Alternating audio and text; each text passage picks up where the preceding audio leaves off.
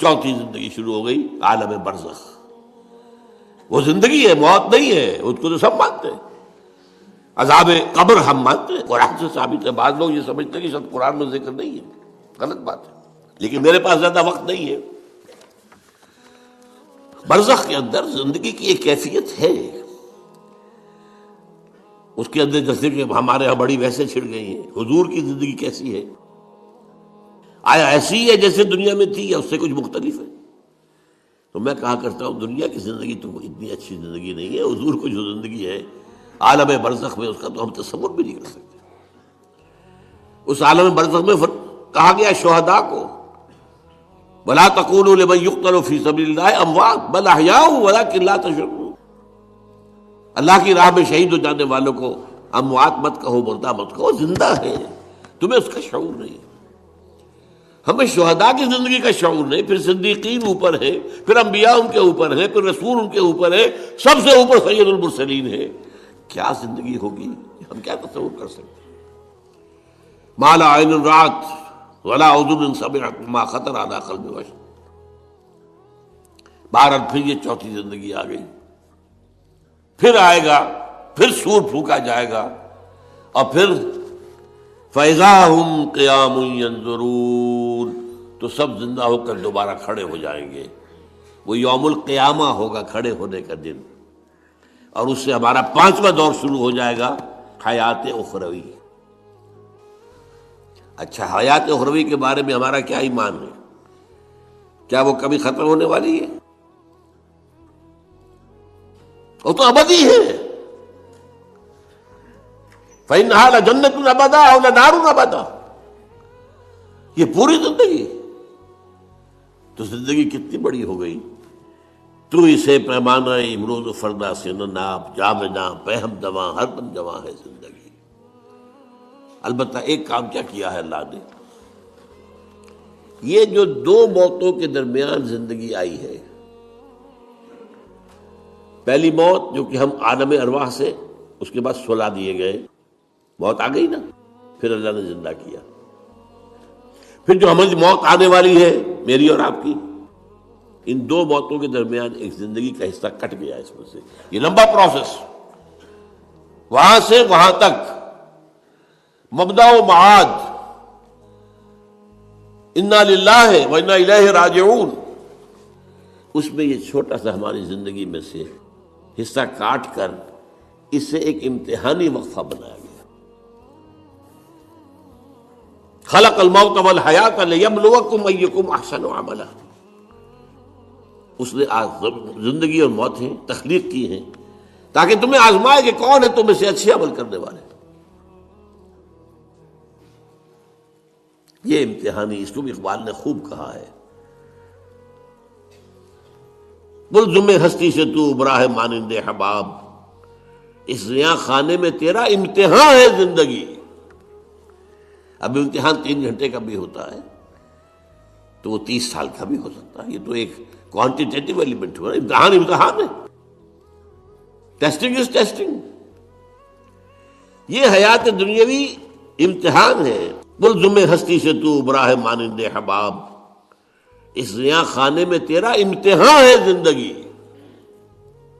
اس کے بعد جب ہمیں دوبارہ اٹھا دیا جائے گا، حساب کتاب ہوگا، اعمال کا جزا و سزا کے فیصلے ہوں گے، اور پھر یہ جنت اور یہ دوزخ۔ وَإِنَّهَا لَجَنَّةٌ أَبَدًا أَوْ لَنَارٌ أَبَدًا۔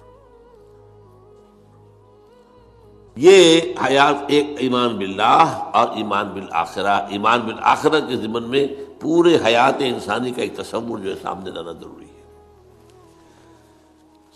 اب آئیے،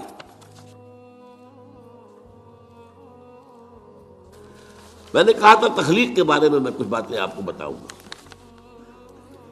یہ جدید سائنس کے حوالے سے بھی بہت اہم چیزیں ہیں، اور یہ قرآن کی حکمت اور فلسفے کے لیے۔ بدقسمتی ہماری یہ ہے کہ ہمارے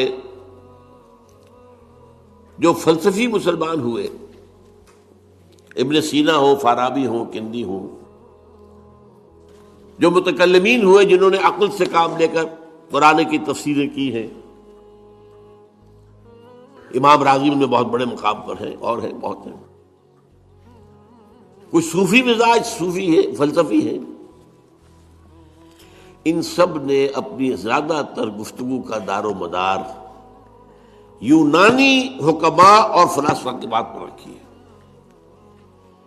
سقراط اس کا شاگرد، افلاطون اس کا شاگرد ارسطو، ہمارے متکلمین، ہمارے فلاسفہ سب ارسطو کے شاگرد،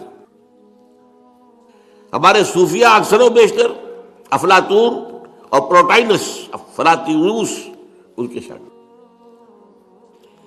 لہذا مولانا روم نے بڑا شکوے کے انداز میں کہا تھا، چند خوانی حکمت یونانیہ،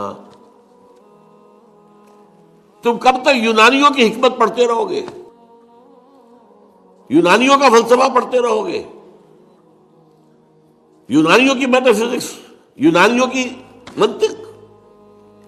چند خوانی حکمت یونانیہ، حکمت قرآنیہ راہم بخواں۔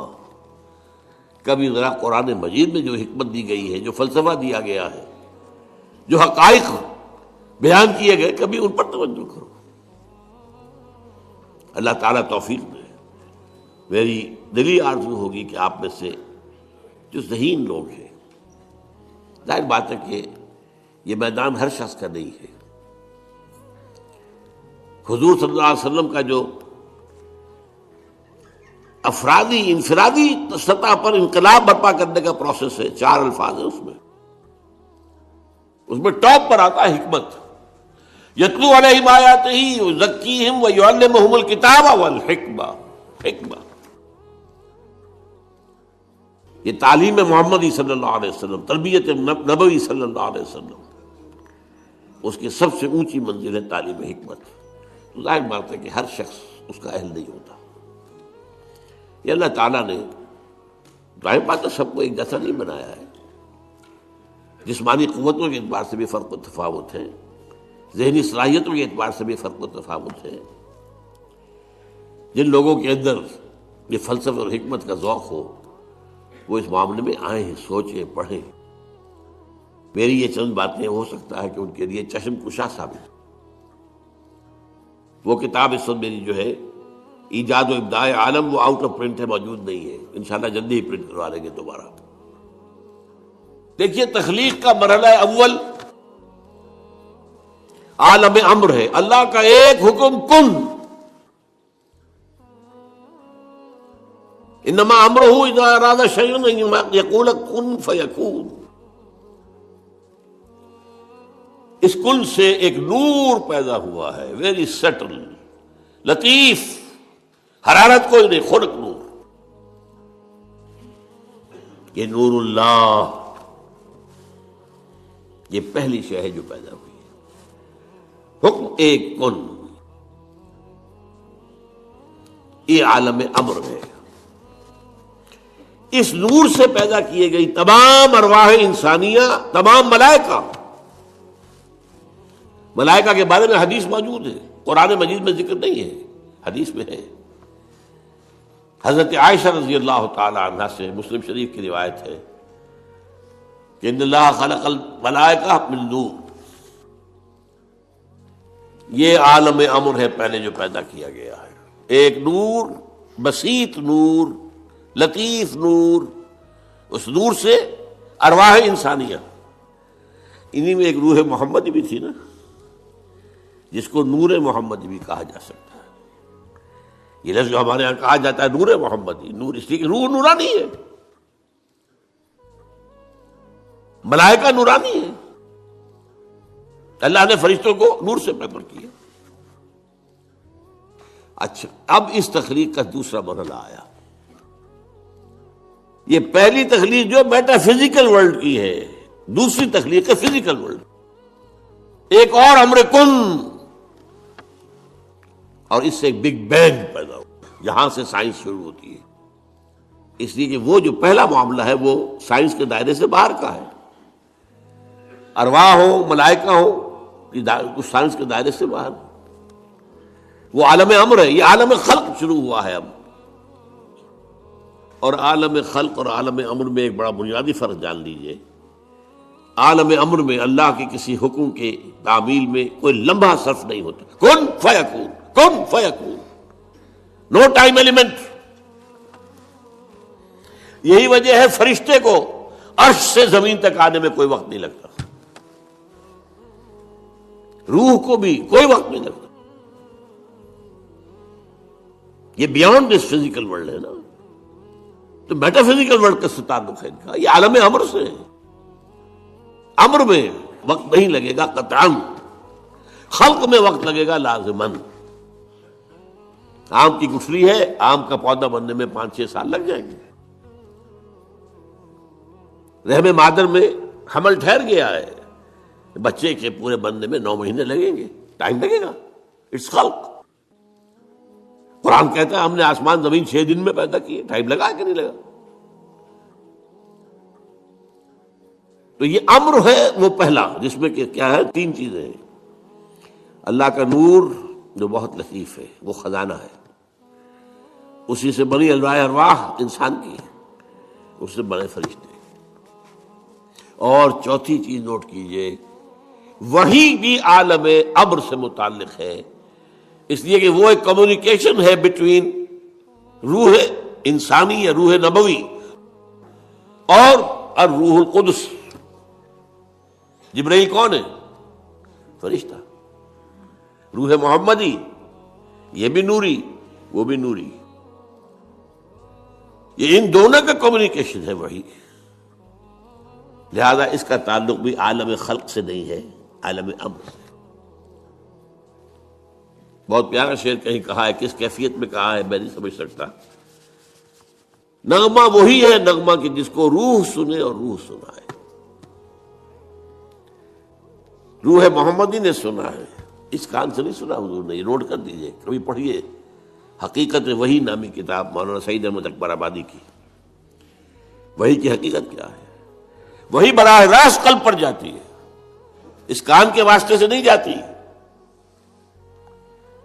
یہ کان عالم خلق کا ہے، قلب عالم امر کی شے، روح کا مسکن ہے. وہاں روح ہے، روح محمدی ہے. فَإِنَّهُ نَزَّلَهُ عَلَىٰ قَلْبِكَ، اس کو اے نبی اتارا ہے اس فرشتے نے آپ کے دل پر براہ راست. تو نغمہ وہی ہے نغمہ کہ جس کو روح سنے اور روح سنائے.